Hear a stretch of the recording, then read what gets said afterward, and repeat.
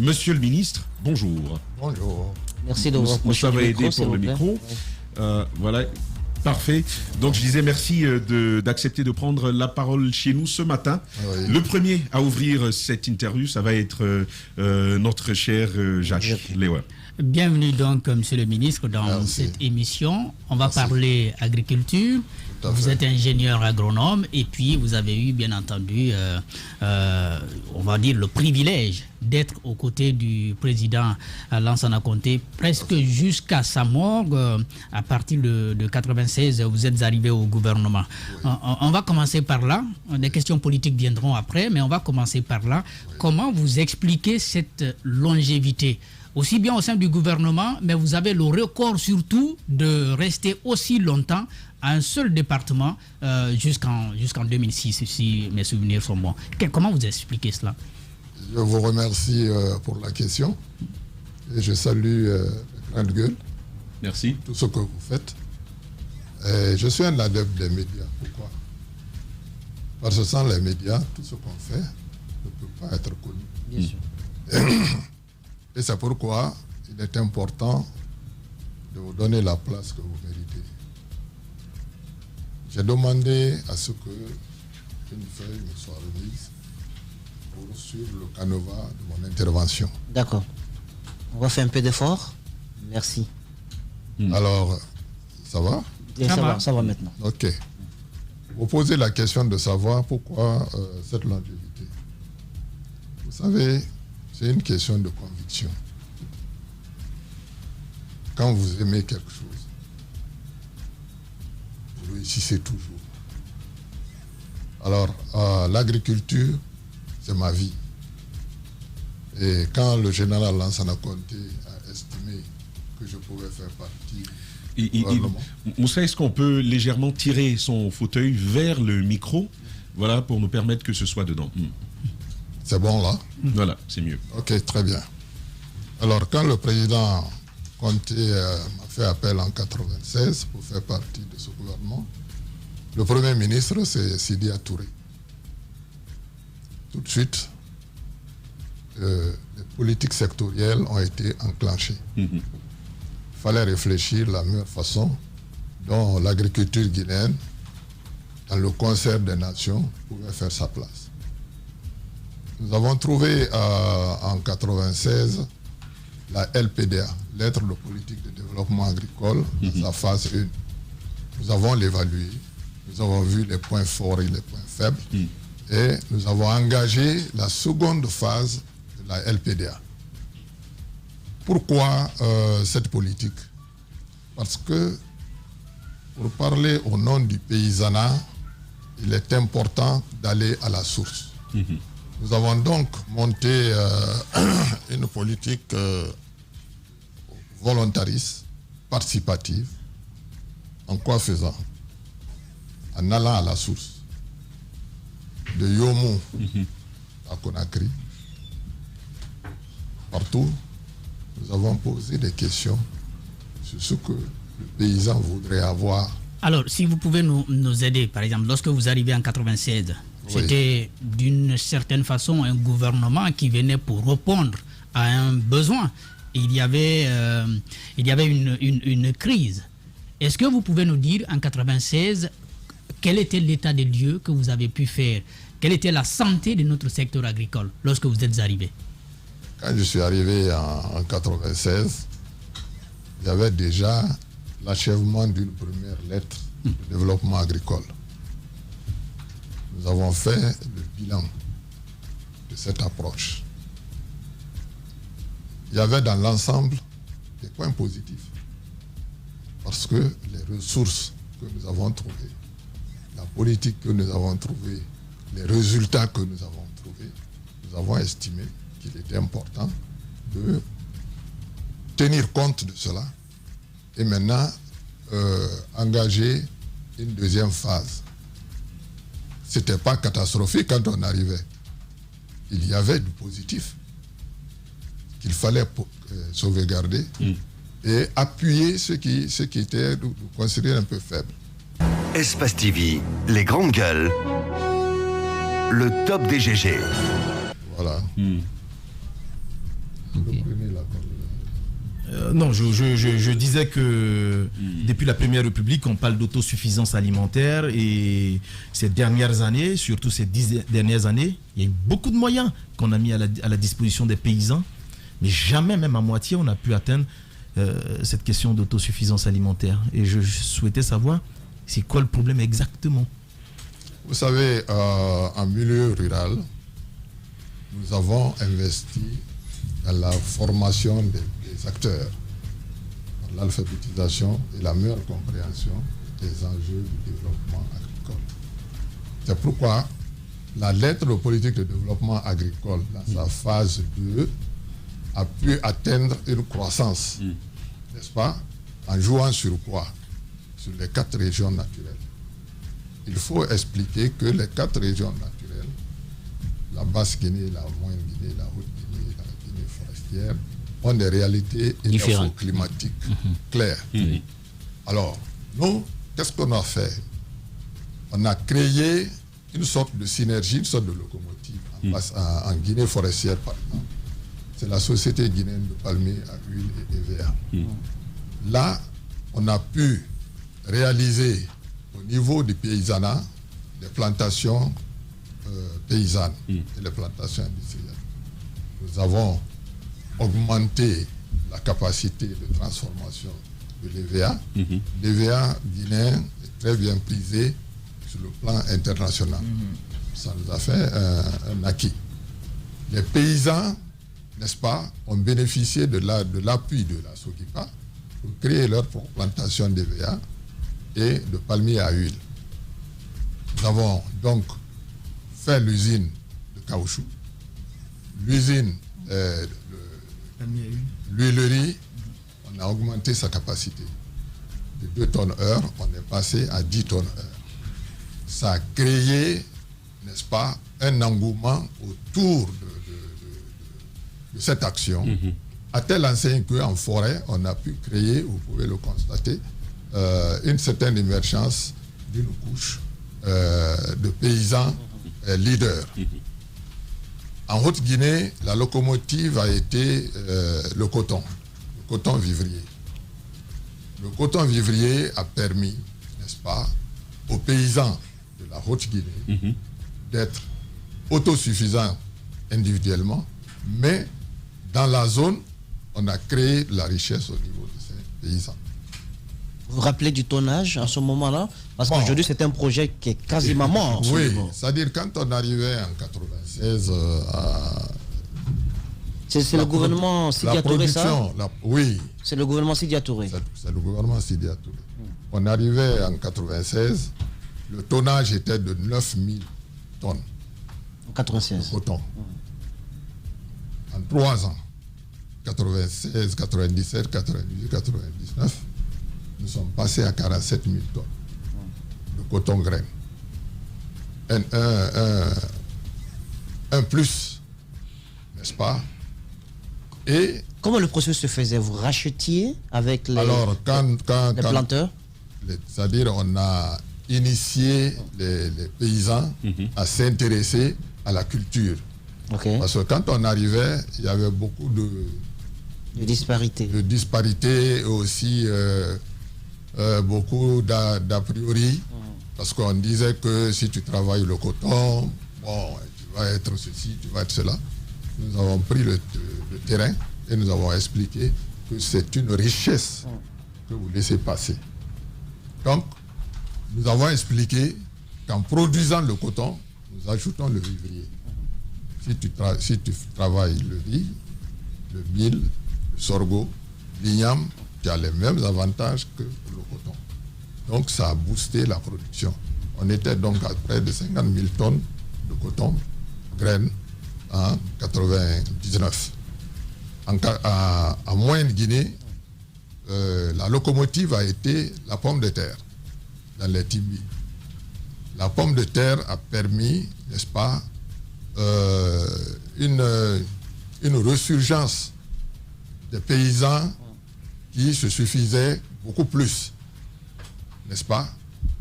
C'est des milliers de tonnes qu'on a produit en pomme de terre. Alors, monsieur Alors, oui. Ça, c'est la moyenne Guinée. Oui. C'est la moyenne Guinée. D'accord. J'arrive. Laissez-moi Allez-y. suivre mon rythme normal. Oui. La moyenne Guinée, non seulement il y a la pomme de terre, mais il y a l'horticulture, c'est-à-dire le maraîchage et la riziculture. Ensuite, en Basse-Guinée, c'est l'horticulture et la riziculture. De ces 4 régions naturelles.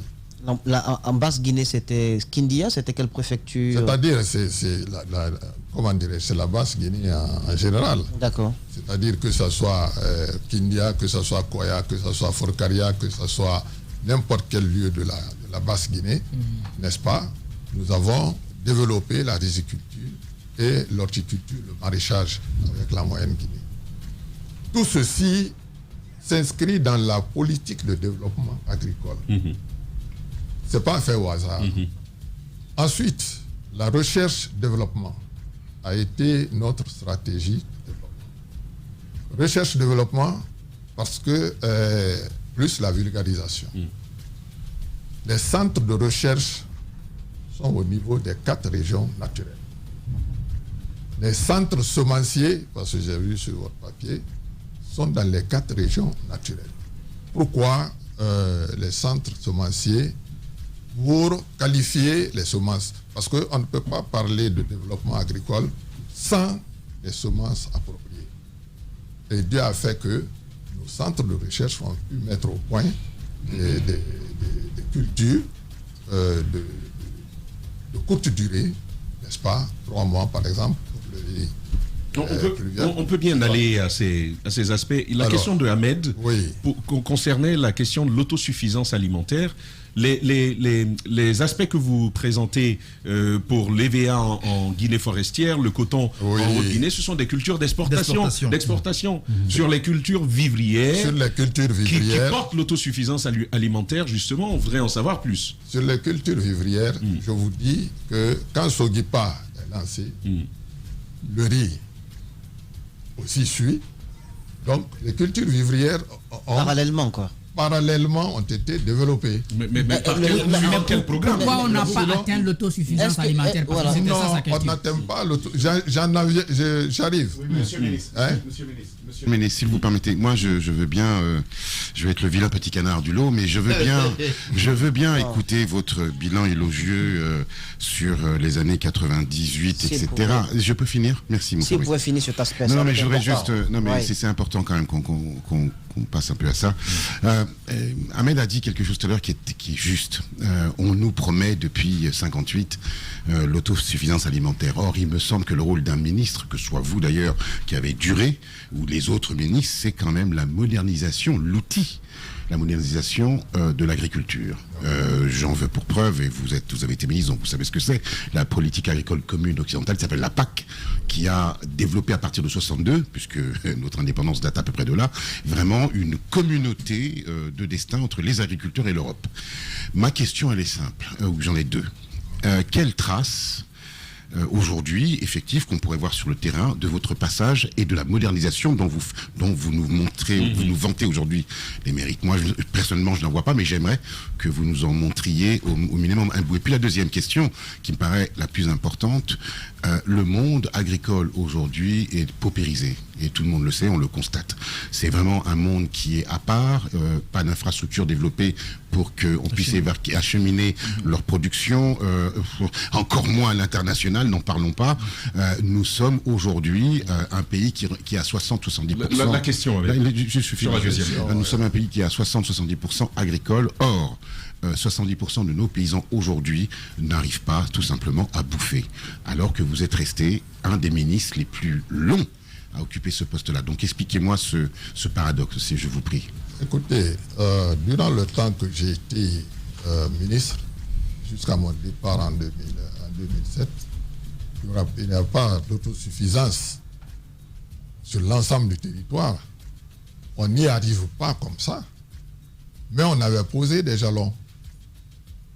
En 99, je reviens là-dessus, avec le niveau de production des céréales, des tubercules, etc., n'est-ce pas? On avait réduit l'importation d'huile. Nous importions 300 000 tonnes, Parce que la feuille de route que j'avais dans le gouvernement, c'est d'arrêter l'importation du riz à partir de l'année 2000-2001. C'était ma feuille de route. Je me suis attelé. Et je vous ai expliqué la stratégie par laquelle... Vous importiez 300 000 tonnes et ensuite... Non, 300 000 tonnes importées. En 1999, nous avons produit 150 000 tonnes. Donc, on n'a importé que 150 000 tonnes de riz. Alors, il en est de même quand vous faites le schéma global. Moi, je dis simplement, notre approche a été une approche participative. Les paysans dont vous parlez aujourd'hui, durant le temps qu'on était là, vous pouvez regarder les statistiques, je n'ai pas tout en tête, mais il y avait un léger mieux, parce que le riz importé, n'est-ce pas, le sac de riz valait 25 000 francs. La production intérieure avait atteint près d'1 million de tonnes. Qu'avez-vous fait pour La modernisation de l'outil? 1 million de tonnes en riz paddy. Ensuite, allez-y. Pour les moyens de production, vous avez remarqué que le général... Monsieur le ministre, il y a un détail important qu'il faudrait que vous nous aidiez à comprendre. Oui. Vous dites que vous importiez 300 000 tonnes. Oui. Voilà, en 99. En 99, vous avez produit 150 000 tonnes. Oui. Et que vous n'aviez importé finalement que 150 000. Oui. J'ai un problème avec ça. Oui. Parce que souvent, l'importation, c'est la quantité... j'ai envie de dire, c'est la quantité non produite dont vous avez besoin. C'est la quantité complémentaire qu'on importe. Oui. Ce qui veut dire que si vous ne produisez que 150 000 tonnes, vous ne pouvez pas importer que 150 000 tonnes. Ça veut dire qu'il faut en importer plus. Non, vous ne m'avez pas compris. Oui. C'est-à-dire... Je l'explique peut-être, j'arrive pas bien à l'expliquer, mais c'est cela. 300 000 tonnes, voilà. On a l'habitude d'importer. Oui. En 99, nous avons produit 150 000 tonnes. Donc, de ces 300 000 tonnes, ah d'accord, de ces 50... on a importé que c'est clair. 150 000 tonnes. Tu nous renvoies à Nana pour ne rien. Alors, par rapport à la modernisation, monsieur le ministre. Mais avant la modernisation, modernisation, quand ils ont pu faire ça, mais qu'est-ce qui explique aussi la chute de cette production au point qu'on en revienne encore à importer plus? Ce sont les questions de l'heure. Écoutez, mais c'est important qu'on finisse de revisiter l'histoire d'abord. Avant que nous quittions, n'est-ce pas, à partir de 2000, il vous souviendra qu'il y a eu l'agression qui a bloqué toute activité agricole sur le terrain. Parce que les rebelles sont rentrés avec Kissidougou, ensuite Pamelap, etc. Et tout. Cela a bloqué. Sinon, en 99, nous étions à 4,5% de croissance agricole. La croissance du pays était à 4%. La croissance démographique était à 3%. Alors, cela a freiné l'élan.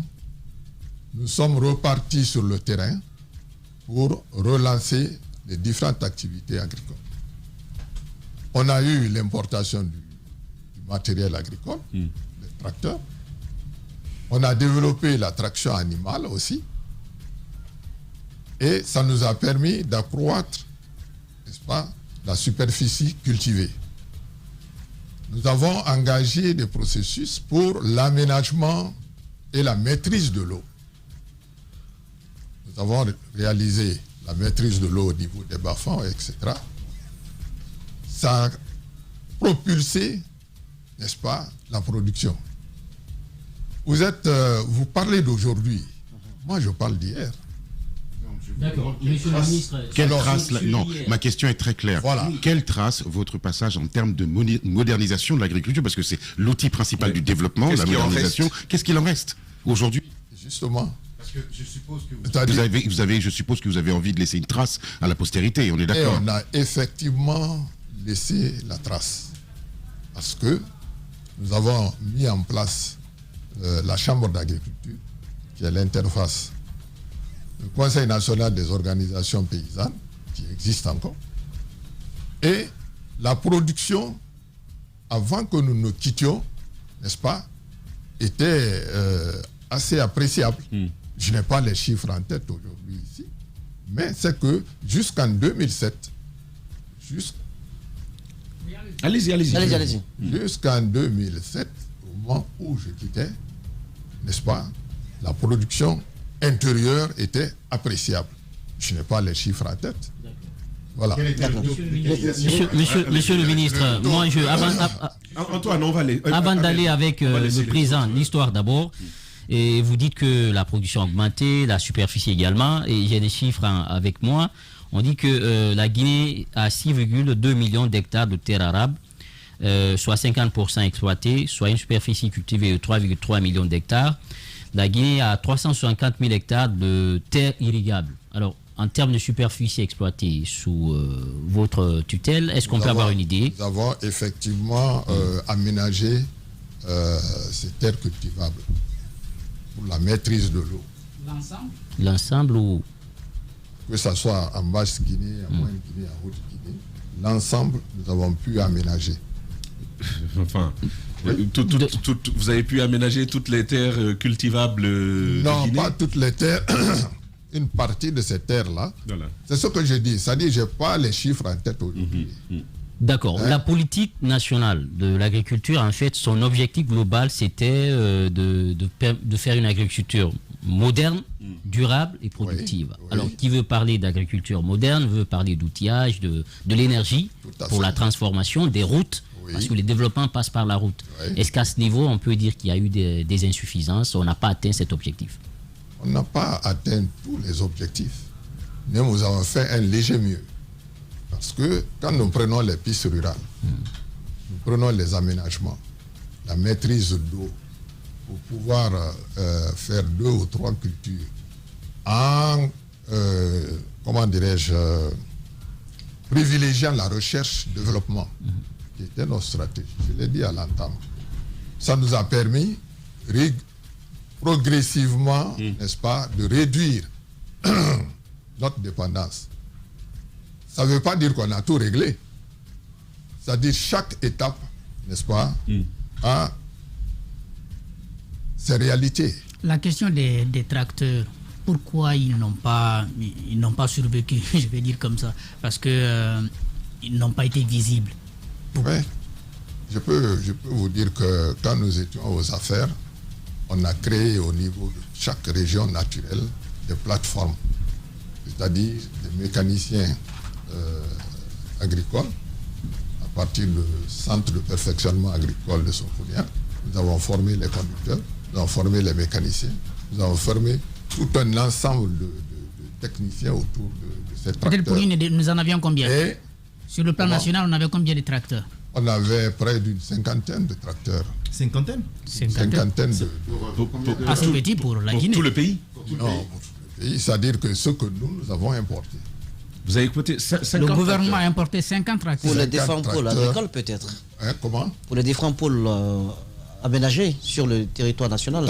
Les 4 régions naturelles. Si c'est 50 tracteurs, je ne sais pas comment vous pourriez atteindre vos objectifs. On va l'écouter là-dessus. Ça reste dérisoire. Écoutez, quand je parle de 50 tracteurs, n'est-ce pas, c'est au fur et à mesure des années que nous avons suivies. Espace TV, les grandes gueules, le top des GG. Vous avez dit que vous êtes agriculteur et vous continuez d'ailleurs, vous avez une plantation. Oui. Monsieur le ministre, il y a quand même des critiques qui sont formulées contre vous et je voudrais vous les relayer ici. Nous aimerions entendre vos réponses. On nous apprend, puisque vous parlez de bas-fond, qu'il y avait une politique pour l'aménagement des 1200 hectares de bas-fond. Et une partie de ce projet aurait été détournée par vous et à votre compte. Vous l'avez fait finalement pour vous-même. Et l'autre critique qu'on formule contre vous, c'est par rapport aux tracteurs. J'avais insisté tout à l'heure sur le nombre, vous avez dit une cinquantaine. Il y a des tracteurs qui étaient destinés à certaines sous-préfectures. On parle de Kabak, qui est une terre agricole. On parle également de Madinagbe et de Kakosa. Ces tracteurs ne sont jamais arrivés. Quelle est votre part de vérité? Eh bien, je m'inscris en faux. La chance que j'ai eue durant le passage au ministère de l'Agriculture, j'étais très rare au bureau. J'étais beaucoup plus sur le terrain, parce que d'abord, je suis ingénieur agronome. Qu'est-ce qui s'est passé avec les 1200 hectares? Écoutez, vous me laissez expliquer. Allez-y.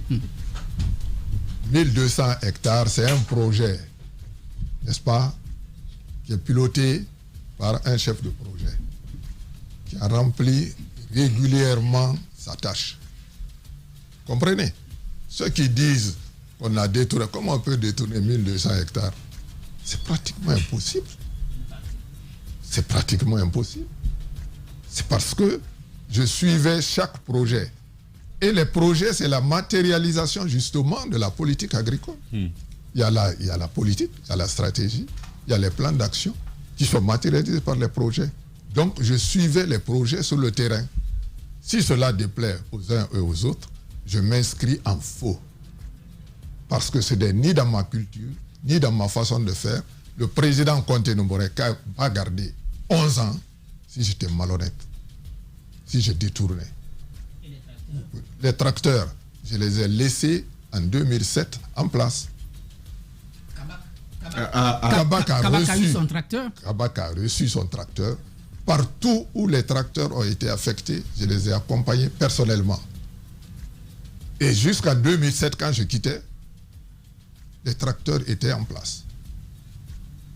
Ceux qui écrivent ça, c'est pour simplement dénigrer. D'accord. Je pense que votre réponse est assez claire. On ne peut pas vous laisser sans ça. Un mot sur la situation politique du pays, sur la transition. Vous avez suivi les premiers actes, vous avez suivi les annonces.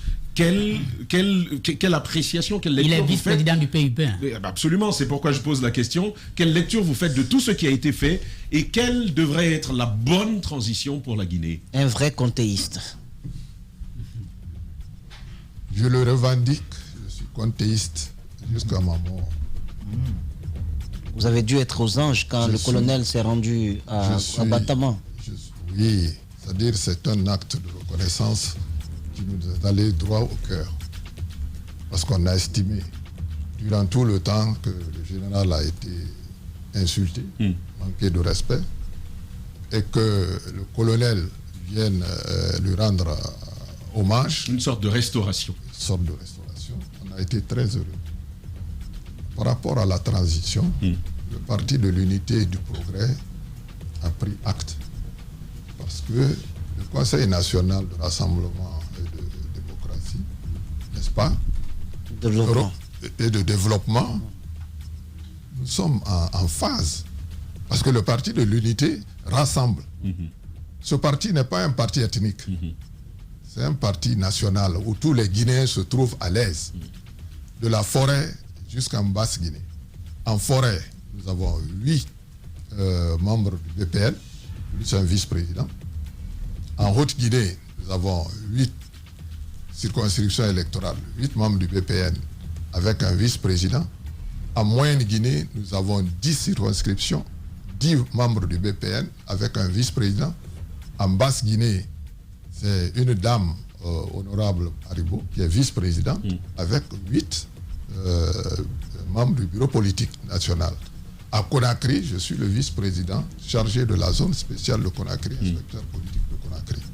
Moi, je crois que les premiers pas du CNRD sont assez encourageants.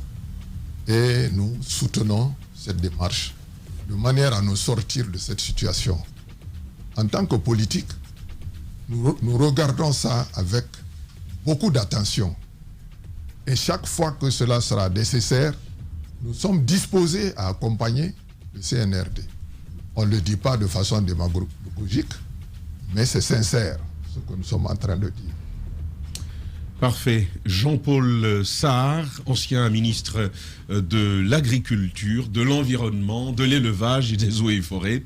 Il s'exprimait sur ses acquis, les acquis de la gouvernance à laquelle il a participé, mais aussi sur les défis actuels de l'agriculture guinéenne. Malheureusement, le temps nous faisant pression, nous sommes obligés de rendre l'antenne maintenant. Monsieur le ministre, on est vraiment très honoré de vous avoir reçu ce matin. Depuis l'école primaire, j'entends entend parler de vous.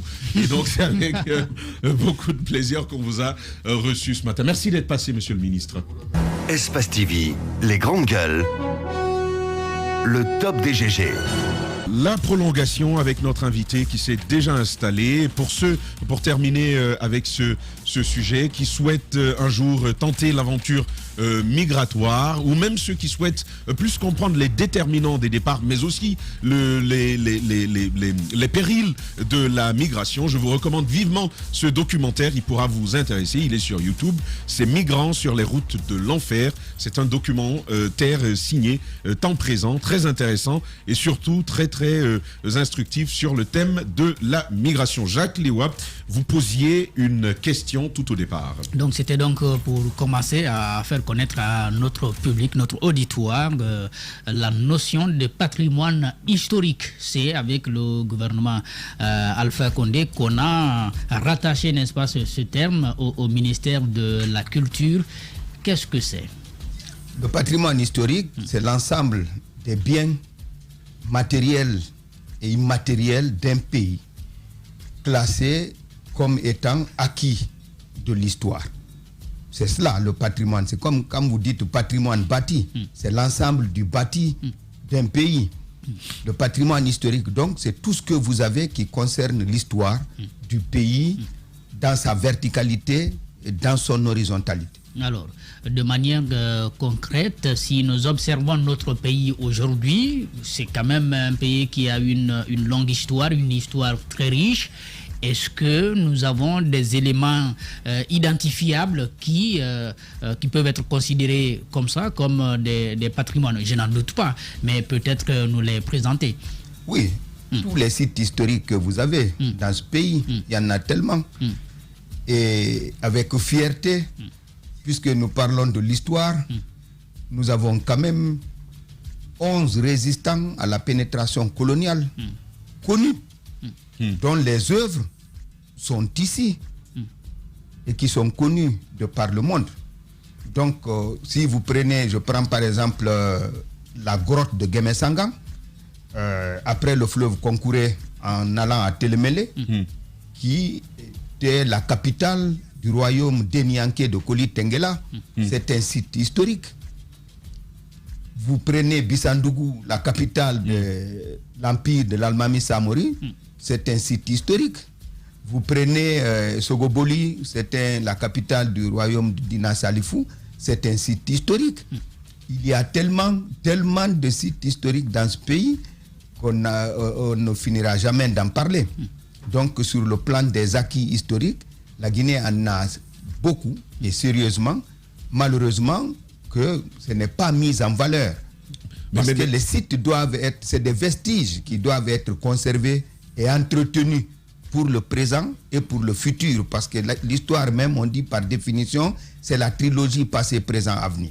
Mais est-ce qu'on peut toujours parler d'acquis historiques? Un acquis, ça sert à quelque chose. Ça doit pouvoir servir à quelque chose.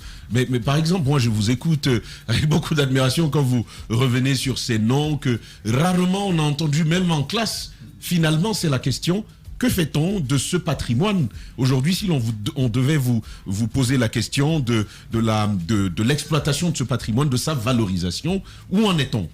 Que diriez-vous en état des lieux? Non, il faut avoir le courage de dire que le patrimoine historique, pour un pays comme la Guinée, c'est une catastrophe nationale aujourd'hui. Il faut avoir le courage parce que les élites ont démissionné. Tout le monde est allé faire de la politique pour se faire des places et de l'argent. Mais personne ne s'occupe aujourd'hui parce que le patrimoine historique doit être entretenu, identifié et entretenu. Il n'y a rien. Est-ce qu'il y a un travail?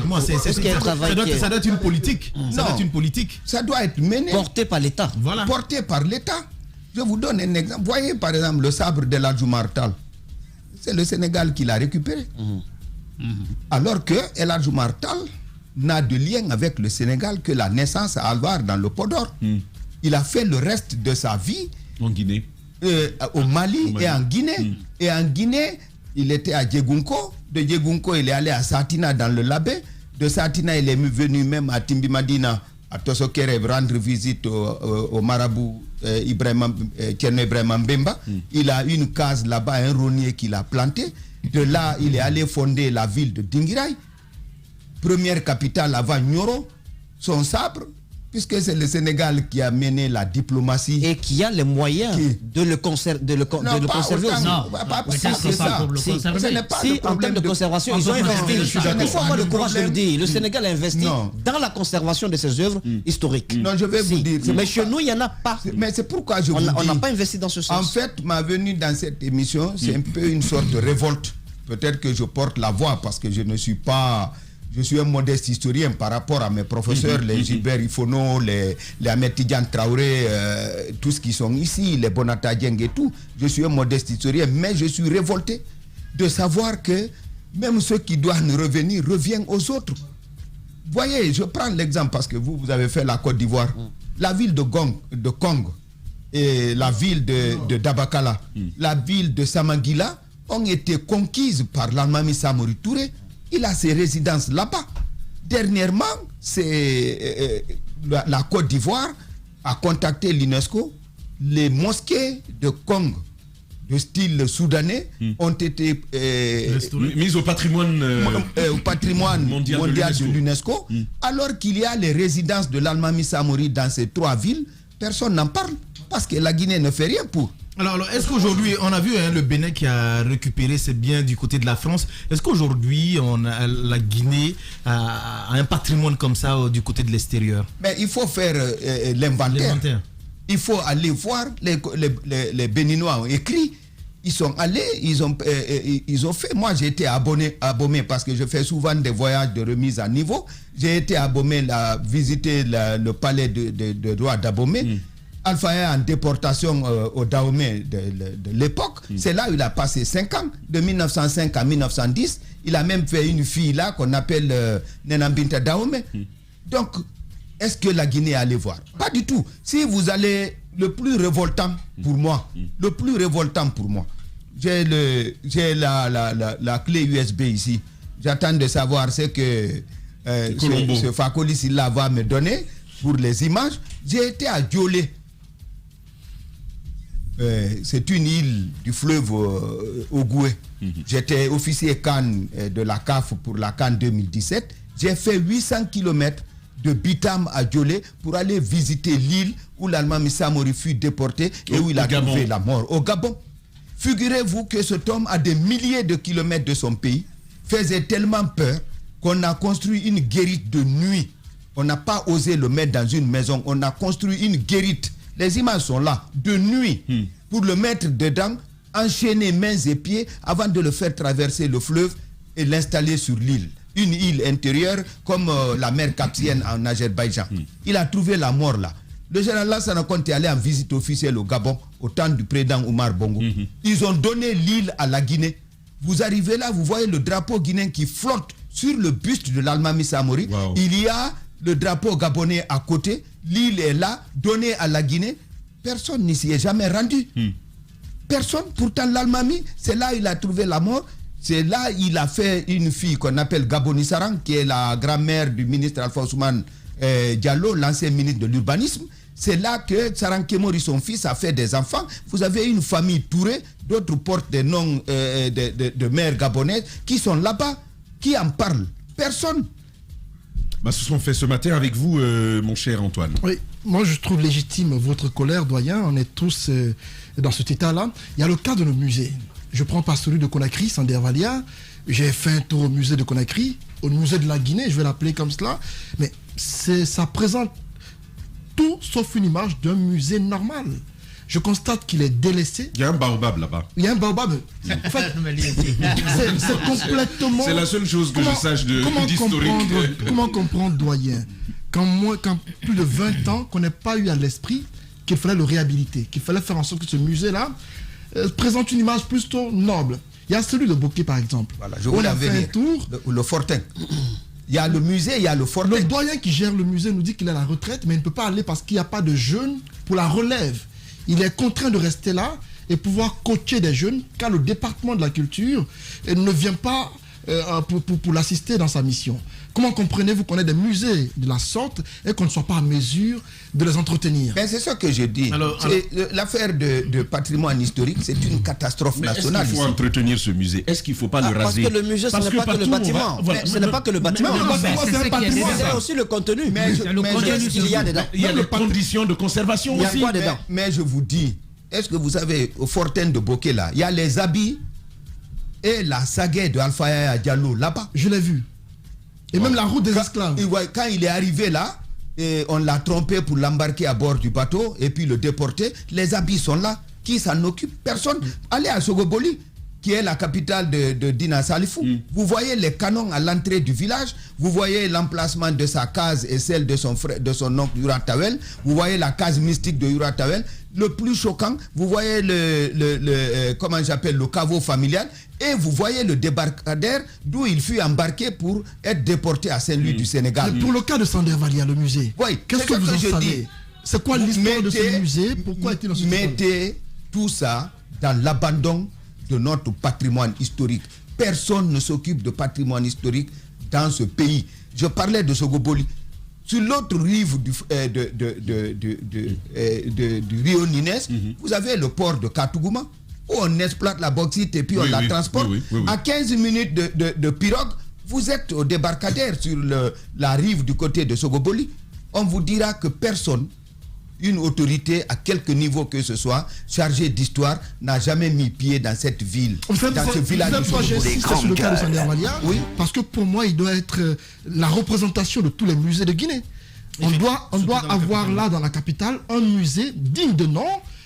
Quand on vient, qu'on puisse me retrouver là quelques objets. Pour appuyer ce que Antoine dit, dès que vous sortez, je ne sais pas, c'est devenu une épidémie, mais vous sortez de la Guinée, la plupart des capitales africaines, là, il y a des musées modernes en construction. Et déjà, moi, Sandervalia, je pense qu'il faut déloger là-bas, il faut aller créer un vrai musée avec des éléments de conservation, mais ensuite aller racler tout ce que nous avons comme éléments culturels. Mais je vous dis...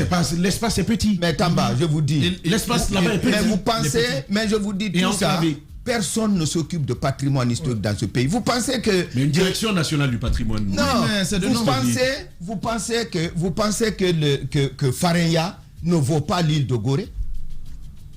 Espace TV, les grandes gueules, le top des GG. Doyen, moi je me demande... 15 €. Oui. La file ne s'interrompait pas. Exactement. Doyen, donc je me demande, est-ce qu'il n'y a pas un travail qui doit d'abord être fait par les historiens que vous êtes, parce que vous êtes une sorte d'espèce en voie de disparition. On ne s'intéresse plus à l'histoire dans notre pays. Quand tu dis à quelqu'un, tu vas faire histoire, il va dire, mais qu'est-ce que je t'ai fait pour que je puisse aller faire histoire? C'est comme une malédiction, en fait. Donc, est-ce qu'il n'y a pas un travail qui doit être fait par les historiens que vous êtes, un travail d'un inventaire, répertorié, recensé, sélectionné, et puis... pour mettre les moyens de disposition, mettre tout ça à la disposition de l'État pour les conserver. Est-ce qu'il n'y a pas un travail à faire à ce niveau? Il y a une structure. Moi, je vous dis, si la structure n'existe pas, mais on parle, la capitale de l'Empire du Mali, c'est où? C'est Niani. Niani est dans Mandiana. Qu'est-ce qu'on fait? Rien. Le balafon sacré de Soumaoro Kanté se trouve. Est-ce que vous êtes organisé à travailler sur ce sujet? Écoutez, vous avez mis ministère... Le professeur Alpha Condé a mis ministère de la Culture, des Sports et du Patrimoine historique. C'est resté la 5e roue de la charrette. Parce qu'on se dit, mais patrimoine historique, moi je suis ministre des Sports, je suis ceci, je suis cela dans ce département, je gagne quoi? On a privilégié le sport, le football en premier, après la culture, mais le patrimoine historique, on a juste mis la structure. Ça n'a jamais fonctionné. Ça n'a jamais fonctionné. Et le CNRD arrive, d'ailleurs, lui, il supprime carrément le patrimoine historique. Moi, je pense aujourd'hui, dans l'architecture gouvernementale, il faut remettre le patrimoine historique et commettre justement les historiens à l'identification de tout ce qui existe. Si je vous dis que les tatas de l'Allemagne Missamori sont en train de tomber les uns après les autres dans le Wassoulou, alors que si vous vous rendez à Sikasso, le tata de Thiébat Traoré est encore là, entretenu, comme si c'était hier. Je me souviens de... Doyen, on va peut-être commencer par ça, on va enchaîner avec ça. Où en est-on de la politique nationale de la culture? Il y a un document qui avait été élaboré. Élaboré, mais toujours pas validé. Est-ce que c'est validé aux dernières nouvelles? Non, moi, sincèrement, je vous dis, ici, quand on dit culture, les gens pensent que c'est la musique. La culture se résume à ça. J'ai vu un moment où on a essayé même de faire une sorte de calque des quinzaines et festivals qui se déroulaient ici. Mais ça ne marche pas. Mais la Guinée, moi je la cherche. Parce que tout ce qu'on dit, c'est parole. Tout le monde est dans l'affaire de politique. C'est parole. Il n'y a pas de concret. Sinon, l'histoire, c'est facile. C'est très facile. Aujourd'hui, figurez-vous, je peux vous citer à main levée 11 résistants à la pénétration coloniale. C'est la Guinée seule. Allez-y. La Guinée seule. Je commence par ici, Dina Salifou, roi des Nalou. Je monte au Fouta.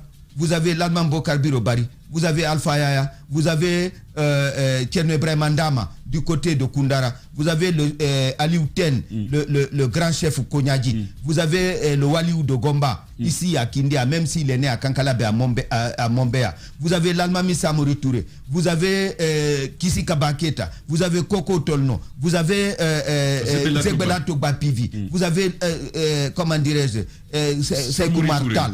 Ça fait 11. Et Samori Touré, sur la durée 18 ans de résistance. Aujourd'hui, son empire, c'est pratiquement les républiques de Guinée, du Mali, du Libéria, une partie de la Côte d'Ivoire. Qu'est-ce qu'on en fait? Mais rien. Et la Guinée, cette Guinée-là, je suis malade quand vous arrivez même sur le plan militaire. Au Katanga, qui était là? C'était l'armée guinéenne. Mais qui a libéré la Guinée-Bissau? C'est le général Lansana Conté et bien d'autres qui étaient commandants de la zone opérationnelle Nord, qui étaient à l'Ecomog. C'est l'armée guinéenne. Qui a libéré, a empêché le FNLA de Holden Roberto de rentrer à Angola, de rentrer à Luanda, alors qu'il était à 200 km. C'est l'armée guinéenne sous le commandement du colonel Idrissa Condé. Posez-vous la question. Mais qui a donné à la Guinée, à Nelson Mandela, son premier passeport? C'est nous. Allez, si vous allez au siège de l'ANC à Johannesburg, vous arrivez là, vous trouvez des vieux qui vous parlent sous-sous et qui vous disent tel quartier de Kindia, tel quartier de Kindia, parce qu'ils ont été formés au camp Kemeburema de Kindia. Mais le Frélimo de Eduardo Mondlane, après d'Augustin de Samora Machel, tout ça c'est en Guinée ici. La Soapo, c'est ici. Tout a été fait ici. Myriam Makeba, la princesse Kosa, c'était ici. Dernier mari guinéen. Sa case est en train de pourrir. Sa case est en train de pourrir. Dernier mari guinéen, marié en 1982 ici, à un Guinéen. Ça nous rapporte quoi? Justement sur la question sur la question de Myriam Makeba, on a été à Dalaba, on a vu sa case, très belle case. Le lit sur lequel elle a dormi est encore là. Mais on constate que tout est en désuétude. Maintenant, le constat que je fais, c'est pour une réaction sur le cas de Mali Yembere. On a été récemment à Mali Yembere, on nous a appris que c'était un scandale touristique et même historique, mais on a fait le constat que le directeur préfectoral du tourisme, à qui on a demandé de nous aider à avoir quelques images de sites touristiques, mais il nous a dit qu'il n'a aucune image. La dame du Mali. Non, pas que ça. Il y a tellement de sites sur les lieux. Je parle des hauts fourneaux du côté de Mali. Il nous a appris qu'il n'a pas les moyens d'aller sur les sites et faire des images pour les garder à son de vraies images. De vraies images. Parce qu'il serait important que nos directeurs préfectoraux du tourisme aient par devers eux des images numériques pour la postérité, pour au moins quand un touriste même pas numérique, des images carrément. Il faut s'en tenir à cela. Il nous apprend qui n'a même pas de moto, qui n'a pas de moto, qui n'a pas d'équipement. Maintenant il va acheter sa moto. Moi je demande. L'autre constat doyen, il y a eu récemment la visite du président burkinabé Marc-Christian Kaboré, qui est venu voir Alpha Condé pour visiter un peu le pays. Alpha l'a envoyé où? Mais Antoine, est-ce que là Junior écoute cette émission de ce matin? Non, pas directeur national du tourisme. C'est pas pareil. Si, du tourisme. Ça mise en valeur des le tourisme, c'est la fin. Oui, mais c'est la fin. Non, Moussa, rien n'est valorisé. Qu'est-ce que tu veux dire? Lorsque c'est identifié, l'Office national du tourisme, lorsque c'est identifié, peut le valoriser. Mais c'est pas fait, ce travail n'est pas fait. Avec des partenariats, c'est bien possible. Voilà pourquoi je parlais des privés, tout de suite, vous avez rejeté. D'accord. Il faut le reconnaître. Il est au bout de la chaîne. C'est quand tout est Citoyen, il peut bien initier des partenariats sur ce. Ici, je dis, oui, mais j'ai parlé tout de suite des privés, vous avez dit non, que c'était un patrimoine. Voilà pourquoi j'avais dit tout de suite, est-ce qu'il ne fallait pas faire appel à des... Quand je dis des privés, on n'est pas forcément obligé d'aller trouver un Chinois qui va venir le faire. Ne mélangeons pas le patrimoine et les sites touristiques. Ce que je veux dire, doyen, pour le cas de cette visite de Roch-Marc Christian Kaboré, j'ai été outré de voir qu'à son arrivée, que le président n'ait pas eu d'autre choix, parce qu'il a voulu le faire visiter la Guinée, mais il n'a pas eu d'autre choix que de l'envoyer au chute de la Sumba.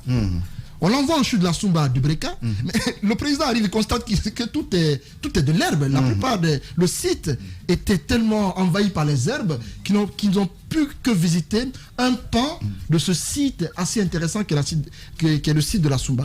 J'ai envie de savoir, à votre avis, qu'est-ce qu'il faut aujourd'hui pour que toutes ces merveilles-là, tous ces patrimoines historiques et autres sites touristiques soient enfin réhabilités ou mis en valeur par la Guinée? Voilà, pendant que vous parlez, vous avez vu là où Naki, le président Ahmed Sékou Touré, assis d'accord à Farana, une petite case ronde faite d'ailleurs par le général Sekouba Konaté, pour celui qui a conduit le pays à l'indépendance. Qu'est-ce qui est fait là? Rien. Comment l'expliquer? Mais sa vieille voiture même, sa vieille voiture des années 60 là. Qu'est-ce qui est fait? Comment cela s'explique? Mais je vous explique, je vous dis une chose. Les Bassari, c'est un peuple qui vit à Koundara. La majorité vit à Koundara. J'ai suivi à la télé les Sénégalais qui ont saisi l'UNESCO pour dire non, il faut venir en aide au peuple Bassari. Ils ont eu le financement. Espace TV, les grandes gueules, le top des GG. Yamoussa Sidibé, ancien directeur général de la RTG, nous fait l'honneur de nous visiter, de vouloir répondre à nos questions ce matin. Monsieur Sidibé, bonjour. Bonjour chers amis, bonjour à tous les auditeurs, à tous les téléspectateurs de l'espace. Merci donc de vouloir répondre à nos questions ce matin. Jacques va poser la première question, ma chère Maf. On va parler de RTG, on va parler également du CNT puisque vous avez été désigné pour y aller. Je voudrais pour nous représenter, oui, mais bien sûr. Je voudrais vous amener à clarifier des propos qui sont les vôtres. Tenu donc au lendemain de la présidentielle de 2020. Il s'agissait de réagir donc à cette réélection du président Alpha Condé. Vous disiez, je vous reprends comme ça, j'entends les partisans du parti au pouvoir dire le président est élu pour le premier mandat de la 4e République. Il n'y a pas d'amalgame possible. C'est un 3e mandat, mais un mandat rendu légal, parce que la constitution sur la base de laquelle les élections ont été organisées a été adoptée par la majorité des Guinéens. Qu'est-ce que vous aviez voulu dire à l'époque? Qu'est-ce que vous avez voulu dire à l'époque? Ta question, c'est de savoir ce qu'il a voulu dire ou s'il continue d'assumer ce qu'il a dit. Parce que c'est quand même clair. Puisque le contexte a changé, je pense que c'est clair. Monsieur Sidibé, à vous l'honneur. Mais non. Quand je tenais ces propos, le contexte n'avait pas changé. Je me rappelle que Jacques était au studio ce jour-là. Quand j'ai tenu ces propos, je les assume. N'est-ce pas? Si, par exemple, ce jour, le jour des élections, tout le monde avait décidé de ne pas y aller, tout le monde avait saboté cette élection-là, ce n'aurait pas été une élection normale. N'est-ce pas? Mais en y allant, quelques-uns ont donné un cachet plutôt légal. Ça veut dire que ce qui a été adopté, on pouvait être élu sur la base de cela. Je voulais clarifier certaines choses, certains propos que j'avais parce que c'est facile dans notre pays d'étiqueter tel ou tel. Exactement. Sans comprendre les conditions dans lesquelles on dit ceci ou on dit cela, et sans comprendre les conditions dans lesquelles on se trouverait. Et c'est une situation qui a été créée et qui a mis, disons, les intellectuels à mal, parce que il y en a qui ont manqué de courage, il y en a qui ont su s'assumer, n'est-ce pas? Vous remarquerez que je suis en train de choisir minutieusement mes mots pour ne pas écorcher ceci ou cela. Mais c'est une situation qui a été créée. Peut-être que c'est un peu trop tôt de comprendre les positions véritables des uns et des autres. Mais l'avenir nous le dira.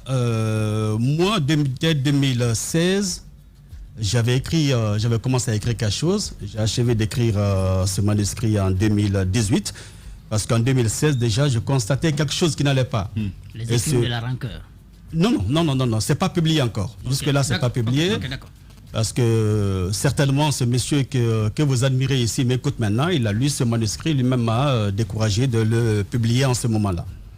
Et donc, ça, ce sont mes convictions réelles, monsieur, véritables. Nous admirons, qu'est-ce que ça veut dire, monsieur Sidibé? Il s'agit de qui? Par exemple, Justin Morel Junior. Ok, d'accord. Qui est mon mentor aussi, qui a contribué éminemment à ma formation. D'accord. Donc, ce manuscrit-là, il avait lu, comme plus de 5 intellectuels guinéens avaient lu ce manuscrit-là. Beaucoup m'ont dit de ne pas le diffuser. Donc, dans ce manuscrit-là, qui va être bientôt publié, j'exprime véritablement mes convictions. Mais il y a des propos qu'on peut tenir à un certain moment de l'existence qui, peut-être par manque de courage ou bien par ceci ou cela, qui ne sont pas véritablement l'expression de ce que nous avons dans le ventre. Hein? On peut vouloir rentrer dans son pays sans problème. On peut vouloir éviter, par exemple, la prison. On peut vouloir faire ceci ou cela. Il y a beaucoup de choses. Dans votre cas, que protégiez-vous? Qu'est-ce que vous vouliez éviter? Et essentiellement, je protégeais ma personne. Mais cela ne veut pas dire que moi, je n'ai pas soutenu Alpha Condé. Vous le disiez d'ailleurs que depuis 92, vous êtes avec Alpha. Je ne le nie pas. J'ai accompagné le professeur Alpha Condé. Je l'ai soutenu. Je l'ai soutenu. Surtout dans la dernière année dans les dernières années de la présidence du général Lansana Conté, où on a assisté à la déliquescence totale de l'État. Pour moi, l'espoir, c'était le professeur Alpha Condé. Je l'ai accompagné, je l'ai soutenu. Je le revendique, je l'ai soutenu. J'ai commencé à m'éloigner de lui à partir de 2016, à partir des élections de 2015, je crois. 2015, la présidentielle. Quand j'ai vu que la situation était en train de reproduire beaucoup de choses qu'on reprochait au président Conté. Sur quel plan? Économique, social, politique? Sur tous les plans. Par exemple, si je prends, moi je suis journaliste, comme vous le savez, vous ne l'oubliez pas. Et par exemple, nous reprochions au président Lansana Conté l'interdiction des médias publics aux autres responsables politiques. À l'opposition. À l'opposition en général. N'est-ce pas? C'était l'un des reproches qu'on faisait. Et sous le président Alpha Condé, je me suis démené à ouvrir l'antenne. En tout cas, j'en ai parlé pour qu'on ouvre l'antenne à tout le monde. Ce n'est pas un média qui appartient au gouvernement.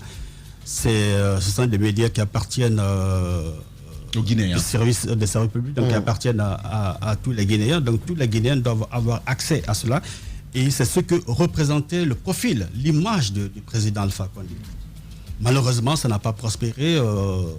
Donc, en ce moment-là, et puis je voyais des prémices. Est-ce que puisque vous avez été directeur général de la RTG, vous aviez tenté, on vous a empêché? Parce que je vous ai suivi sur la même question à l'époque. Makanera était ministre. On vous avait posé la question. C'était dans les grandes gueules. C'était de savoir pourquoi les partis politiques d'opposition n'accèdent pas aux médias d'État. Vous aviez répondu, j'ai encore votre réponse en mémoire, que ceux qui veulent que la RTG couvre leurs activités n'avaient qu'à le demander. Il n'est écrit nulle part que la RTG ne doit pas couvrir les activités des opposants. Il n'est écrit nulle part.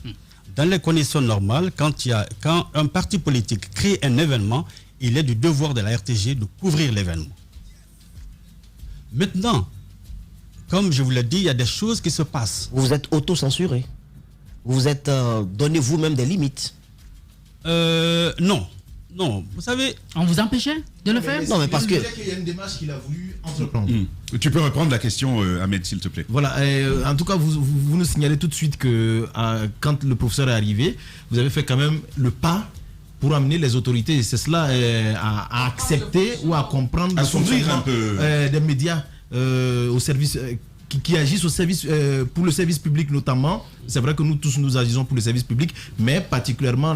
La RTG, elle est encore différente de nous, les médias privés. Oui, comme je l'ai dit, moi j'ai soutenu Alpha Condé. Je le voulais le meilleur président guinéen. Je l'ai souhaité.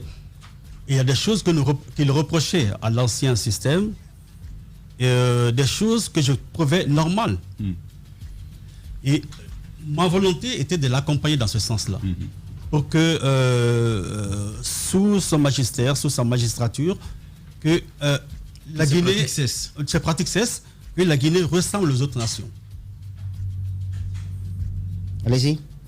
Je crois que non, il a. Il n'aurait pas prévu de l'eau. Il n'aurait pas prévu dans la salle. On va régler. J'ai souhaité que la Guinée ressemble aux autres nations du monde. N'est-ce pas? Je suis journaliste, je ne suis pas politicien, je n'ai jamais appartenu à un parti politique. Jamais appartenu à un parti politique. Je voulais accompagner un homme qui s'annonçait comme étant un démocrate. Un homme qui savait comment ça se passait ailleurs et qui avait la possibilité de changer la Guinée. Et en tant que directeur, quels sont les pas que vous avez posés dans ce sens? Concrètement, monsieur. J'ai tenu à ouvrir l'antenne à l'opposition. J'ai tenu à ouvrir l'antenne à l'opposition. À un moment donné, on m'a taxé même d'appartenir à un parti politique. Lequel? À l'UFR. On m'a accusé d'appartenir à un parti politique. Allez, je vous le dis maintenant, je n'ai jamais appartenu à l'UFR. Le président de l'UFR est un ami, mais je n'ai jamais appartenu à ce parti, ni à aucun autre parti politique. Ma présence à la tête de la RTG, c'était de redonner à ce média, à ce médium d'État, à ce médium, pas d'État, le médium qui est du service public. Vous voyez que même avec vous, tout le monde est moulé. Mais non, ce n'est pas, ça. Non. Vous dites médium d'État. Non, enfin. la RTG s'affiche comme un média d'État, malheureusement. Mais le langage ne trahit pas finalement. Non, mais parce qu'en fait, le langage constate une réalité. Le parler part de ce qui existe. Et ce qui existe aujourd'hui, c'est que... Je vais vous entendre clairement. Est-ce que dans vos démarches, vous avez été bloqué? Et par qui? Jacques, si tu permets. Oui, c'est important. Oui, parce qu'il dit avoir affiché l'ambition. L'ambition, c'est traduite par quoi? En termes d'actes concrets. L'ambition, c'est aussi... Qu'est-ce que vous avez fait concrètement avant de rencontrer ces difficultés dont Jacques parle? Alors, l'ambition, c'est par exemple autoriser les reporters à aller dans les états-majors des partis politiques. Vous l'avez fait? Oui. Je l'ai fait. Oui. D'accord. Je l'ai fait. On a couvert beaucoup d'événements. Un jour, je vais vous donner une anecdote. Il y a une journaliste qui était à la RTG, elle n'est plus là, elle s'appelle Séni Lama. Séni Lama. Bon, en Guernsey, on dit Héni Lama. Et elle a couvert une manifestation de l'opposition. Le ministre Kassori Fofana était dans l'opposition à ce moment-là. Elle a pris un extrait du président Kassori Fofana. D'accord. Et l'extrait dans lequel Kassori dit « Nous sommes sortis aujourd'hui, nous sortirons plus nombreux mercredi prochain. N'est-ce pas? J'ai laissé passer. À quelques temps avant la diffusion, des journalistes ont alerté Sékou Touré. Des journalistes? Wow. Des journalistes. Qui travaillent à la RTG? Qui travaillent à la RTG. Ont alerté Sékou Touré. Et j'ai reçu un coup de fil pour me dire qu'il y a tel extrait. De la part de l'opposant Kassori Fofana. Non, c'est pas la peine. C'est important. Non. On veut savoir si, par exemple, qui vous appelez, c'est le président qui vous appelez. Non, on n'ira pas comme ça. Non, mais en fait, c'est journaliste. Oui, mais quand même, c'est quelqu'un qui vous appelle. Il est quand même en train d'évoquer. De façon générale, ce que je veux vous dire simplement, c'est que j'ai travaillé à restituer son profil de démocrate à Alpha Condé. J'ai voulu cela. J'ai voulu qu'il sorte de cette gouvernance grandie. On veut bien entendre la fin de cette histoire. Oui, justement. Le coup de fil que vous avez eu de la présidence. Et comment tout cela s'est passé?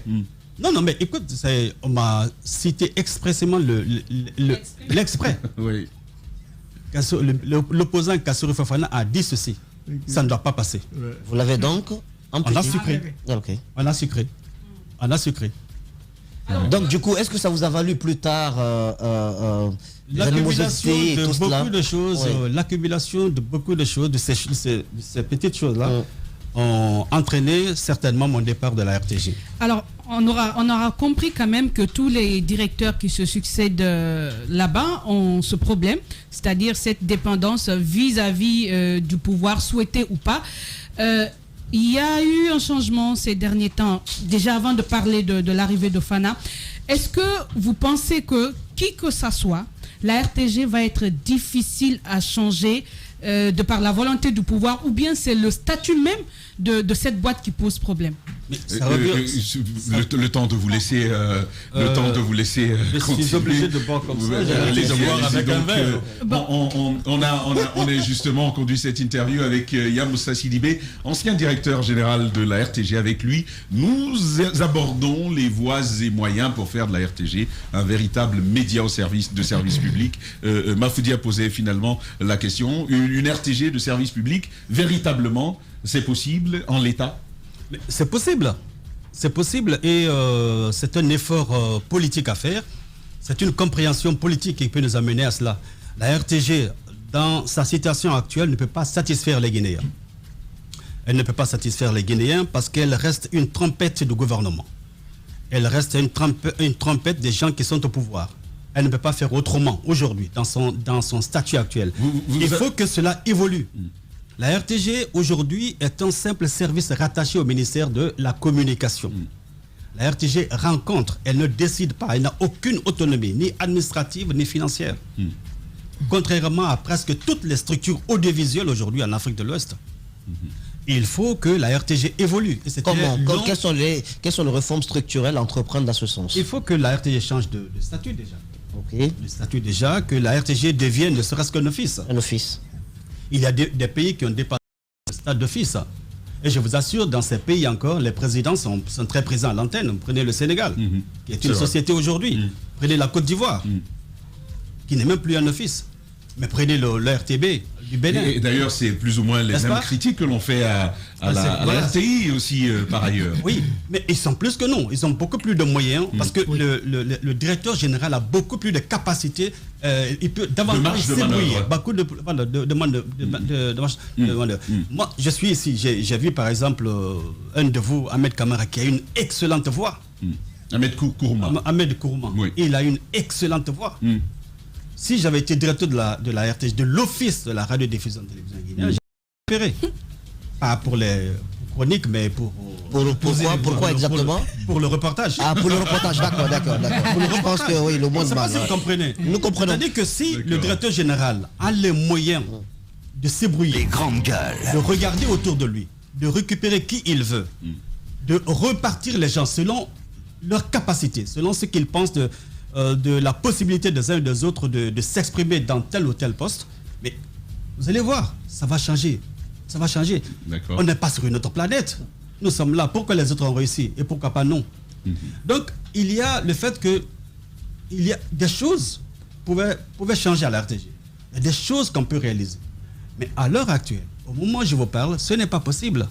Ce n'est pas possible. Moi, je vous ai eu lundi, Moussa, sur cette question, je vous ai eu lundi ici à l'antenne. Vous disiez très très clairement, en l'état, n'importe quel directeur qui vient à la RTG échouera. Vous l'avez dit lundi. Mais finalement, quelle marge de manœuvre pour le nouveau qui vient d'arriver?